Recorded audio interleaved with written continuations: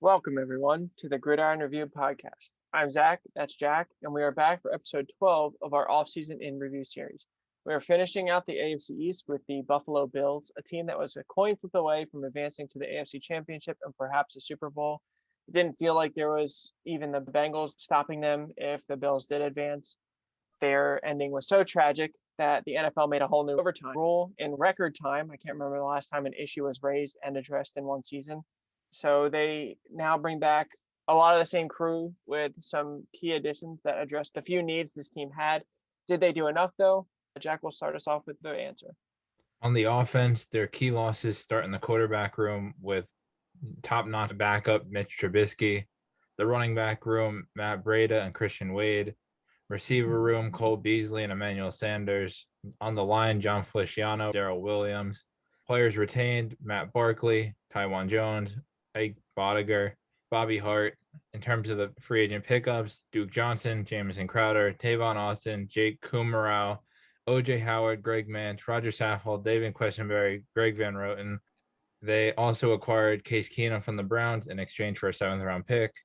And in their draft class, they took James Cook from Georgia in the 2nd, Khalil Shakir in the 5th from Boise State, and Luke Tenuta, the tackle from Virginia Tech, in the 6th. Anyone could have looked at Buffalo's offense last year and said that they did not need to improve. I mean, that was one of the best offenses in football, and you just added 3 new weapons in the receiver room, bringing Crowder from the Jets, Shakir in the draft, and Tavon Austin. But then, in free agency in the running back room, Singletary looked really, really strong down the stretch, but he's not the pass catcher that Josh Allen needed out of the backfield. So you go out and get Duke Johnson.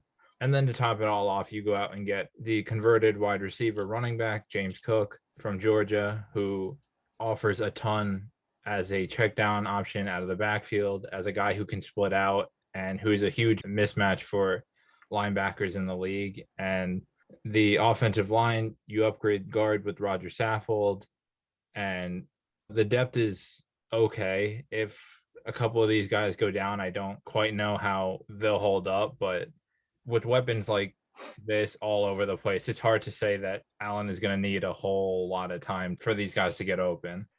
Yeah, this offense should be one of the best in the league, if not the best. You have the emergence of Gabriel Davis in the playoffs, and you probably can assume that he'll keep going. I don't think he'll be a one playoff wonder. And then, they do lose Cole Beasley and Emmanuel Sanders, and they replace them with Jamison Crowder and Tavon Austin, I guess, if he has some kind of role. Khalil Shakir. They did re-sign also Isaiah McKenzie. It just, who's going to stop this offense? In the tight end room, they now have a high upside 2 tight end set with OJ Howard and Dawson Knox. And like you said, the offensive line the starter should be fine. The depth is kind of questionable, but if they get hurt, then Josh Allen will just go through the defensive lineman on his own. And we are very high on the Bills this year. We think that this is the season for them.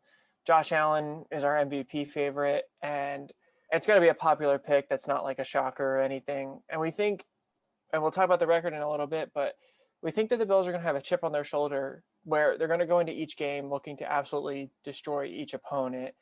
And they should be favored in every single matchup that they have. Weird stuff happens. Just look at their matchup with the Chiefs, but they should be the betting favorites of every single game they play. And the big reason for that is the offense.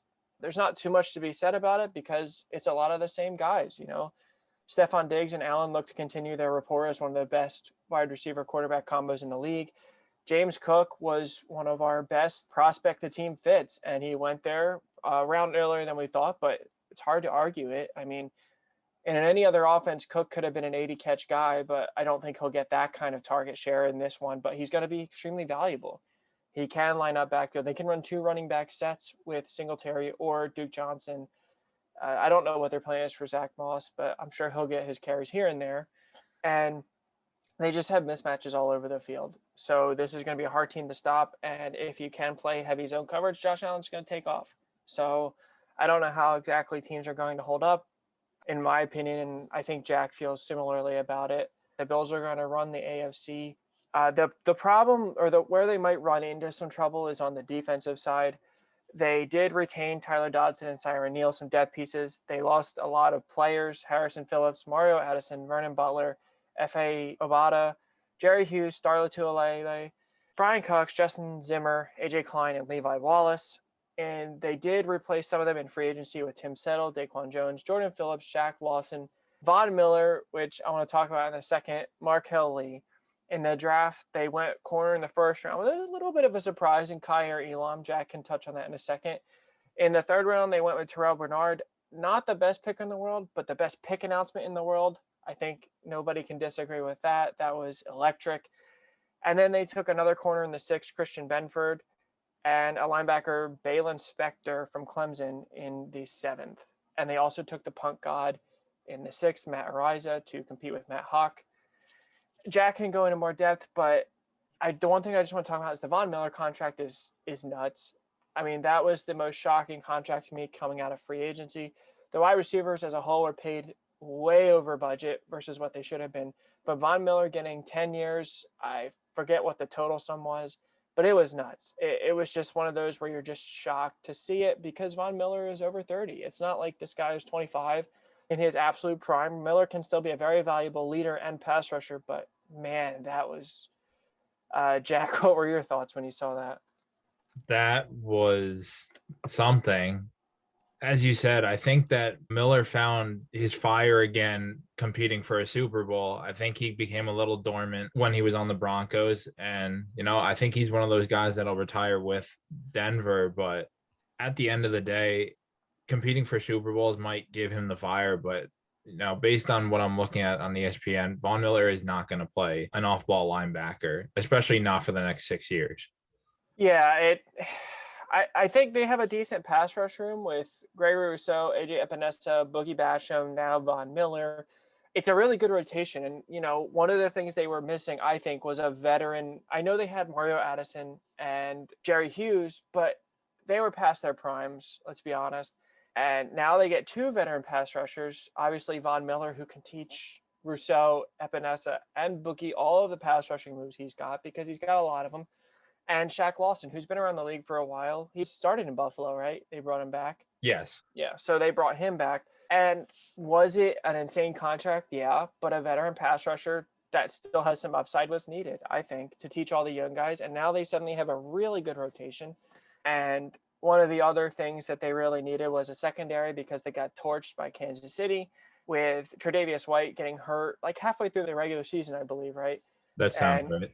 He never came back, and they were, they have one of the best safety tandems in the league in Micah Hyde and Jordan Poyer, but it didn't do anything to cover. They got, as I said, again, torched, but they went and took a first-round corner in Kyer Elam, and it was a little bit of a surprise, but the report is that he wanted the playbook on the plane when they were flying him to the team. So it seems like maybe he impressed in the interview process. Jack can talk about him for a minute. Just to kind of bring up what Zach said about the D-line is I do think that, losing guys like Addison and Jerry Hughes are losses in some ways and not in others. Obviously, in terms of pass rush, these guys are past their prime, as Zach said, and I think that's the way to put it. And I know Addison went to Houston where he'll probably at least start. I don't know what type of production he'll put up, but when you look at the D-line, I think the issue is, can they stop the run? And I think that, they're four deep at the defensive tackle room with Daquan Jones, Oliver, Phillips, Settle, and whoever else is behind them. But, Rousseau and Lawson, Epinesa, and Basham were all known as pass rushers when they came out. Who's going to take that step up and be that, not even top notch, just enough to the point where you don't have to worry about having these guys on the field for 3 downs. But on third down, you have a 5-man rotation now with Von Miller. So I don't think that there's anyone else in the league who's 5 deep at edge rusher. So, it's good in some ways, bad in others. Milano and Edmonds are going to continue their reign of the linebacker room for another couple of years, probably. Bernard is a smaller, faster guy, sub-package linebacker you read up, right? Yeah, it sounded like he was a coverage specialist, which makes sense. Yeah. I mean, if the corners go down, at least you have the middle of the field covered. It's hard to say whether Edmonds or Milano will go out or, maybe they just put 3 on the field. But Even if you want to run your base package, Bernard will probably be the third linebacker and not Von Miller. It's hard. It's just hard to see Miller playing a role that's not just a pure edge rusher at this point. And just to go back to the contract, that is a lot of money for edge rusher. But the secondary, you get Trey White back. That's huge. If he can stay healthy, I think the secondary will hold up. If you lose him again, that's where, it gets spotty. And Elam is a guy that I didn't hate. I thought I was going to hate his tape, but my biggest issues with him were that he's a 6'2" corner that plays like he's 5'8". He's afraid of contact. He's not really much of a press corner. He gets absolutely bullied by receivers blocking him, and he can't tackle for his life. So, in a division where Miami just went out and got a 5-man running back committee, New England's got a 10-man deep running back room, and the Jets have Breece Hall and Michael Carter. If they get to the edge, I would start to be worried. But if you want to talk about playing the Chiefs or the Bengals, I think Elam is a guy that will hold up in coverage. I had him as a early to mid first graded corner in terms of coverage skills alone.